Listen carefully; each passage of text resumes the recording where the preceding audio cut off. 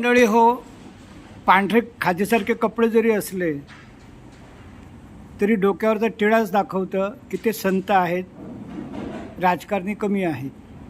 साहेबांचं नाव नाना महाराज कापडनीस आहे.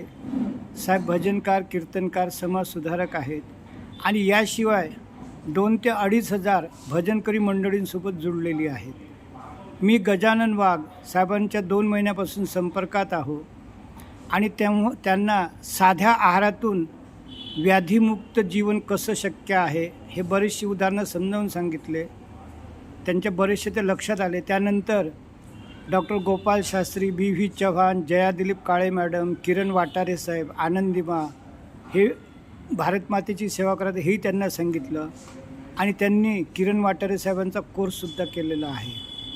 तर आज वेळात वेळ काढून त्यांनी मला हा वेळ दिला. आज होळीचा पवित्र दिवस आहे, होळी पौर्णिमा, आणि मी त्यांच्याकडून तुकडोजी महाराजांप्रमाणे ही जी भजनकरी चळवळ आहे किंवा संत चळवळ आहे ही राष्ट्रसेवेच्या कामाला लागावी असं मागणी करायला आलेला आहो. आणि आता आपण त्यांचं सविस्तर मनोगत ऐकूया. नाना महाराज कापडनीस साहेब, मालेगाव, सोयगाव, नाशिक. रामकृष्ण हरी. मी हरिभक्तीपरायण नाना महाराज कापडनीस, सोयगाव, मालेगाव, जिल्हा नाशिक. आमच्या संपर्कामध्ये जवळजवळ महाराष्ट्रातील निरपेक्ष कीर्तन सेवा समूहाच्या माध्यमातून 2 ते 2,500 कीर्तनकार आमच्या संपर्कात आहेत. आणि किरण वाटारे झाले, ते आमच्या समूहामध्ये समाविष्ट आहेत. डॉक्टर गोपाळ शास्त्री, बी.व्ही. चव्हाण झालेत, परत जयाताई दिलीप काळे यांचे अनेक प्रकारच्या शिबिरांबद्दलची माहिती माननीय वाघ साहेब यांनी मला सांगितली. आणि जवळजवळ 6 महिन्यापासून ते माझ्या संपर्कात आहेत. आणि त्यांनी मला व्हिडिओ क्लिप वगैरे पाठवतात, व्हॉट्सअपवर संपर्कात आहेत. त्यांनी या रसहार, जसं किरण वाटारे साहेब रसहार सांगतात तसं यांनी भारत या सर्वांनी भारत मातेसाठी बरोबर जवळजवळ सर्वांना रोगमुक्त कसं करावं यासाठी यांचा प्रयत्न चालू आहे. होमिओपॅथी झालं, आता बरेच असतं, परंतु यांचा जो प्रयत्न चालू आहे हा निस्पृह प्रयत्न आहे आणि याचा मला सार्थ अभिमान आहे. हे कुठलीही अपेक्षा न ठेवता जो आजारी व्यक्ती आहे त्याच्यापर्यंत पोचतात आणि त्या पेशंटपर्यंत जाऊन त्यांना रस्ता दाखवतात. रसाहार कसा करावा किंवा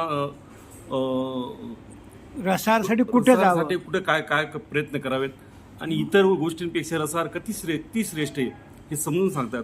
आणि त्यांनी मला बऱ्याच अशा क्लिप्स दाखवल्या, बऱ्याच लोकांचे असे अनुभव दाखवले की त्यांनी अनेक दुर्धर आजारांपासून या रसाहार पद्धतीने त्यांचे आजार बरे झालेत आणि ते आज व्यवस्थित आहेत, व्यवस्थित काम करत आहेत. आणि फक्त व्यवस्थित काम करतच नाहीत तर त्यांचे आजार दुरुस्त झाल्यानंतर त्यांनी सुद्धा देश सेवेसाठी यांच्या संपर्कात राहून शिबिरे वगैरे अटेंड करत आहेत.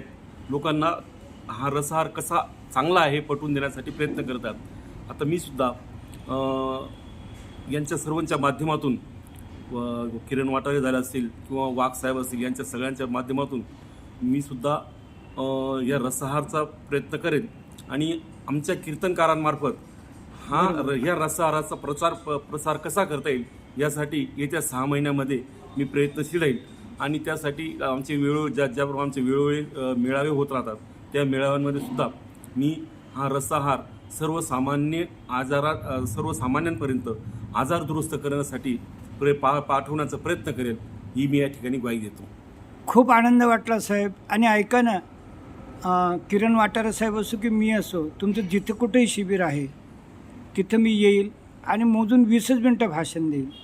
आणि कोणी जर आपल्याला थोडं हे केलं म्हणजे ह्या प्रचार यांना प्रिंटेड कागद जर दिले त्यांना तो एक अधिक आधार होतो.